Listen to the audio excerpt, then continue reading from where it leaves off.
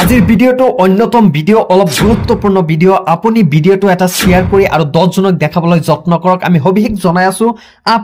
আমি যি ভাত খাই আছো এই ভাতৰ পৰা কি ধৰণৰ বেমাৰ হ'ব পাৰে হেয়া এক বিজ্ঞানীকে প্ৰমাণ কৰিছে সবিশেষ জনাইছো আপুনি ভিডিঅ'টো হেকলৈ চাওক বন্ধুসকল আমি ভাত খোৱাৰ ফলত আমাৰ কিডনি বিকলং হ'ব পাৰে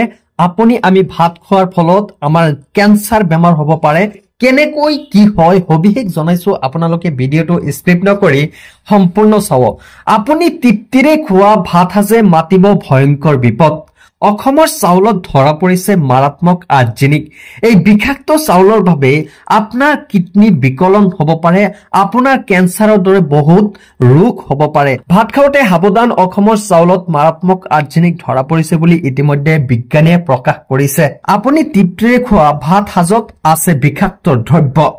অসমৰ চাউলত ধৰা পৰিছে মাৰাত্মক আৰ্জেনিক অসমৰ ভূগৰ্ভৰ পানীত ধৰা পৰিছে 60-70% আৰ্জেনিক অসমৰ ভূগৰ্ভৰ জলত বিষাক্ত আৰ্জেনিক মিহিলি হৈ আছে বুলি বিজ্ঞানীকে প্ৰকাশ কৰিছে কেৱল পানীতেই নহয় পথাৰৰ ধানটোলৈকে সোমাইছে আৰ্জেনিক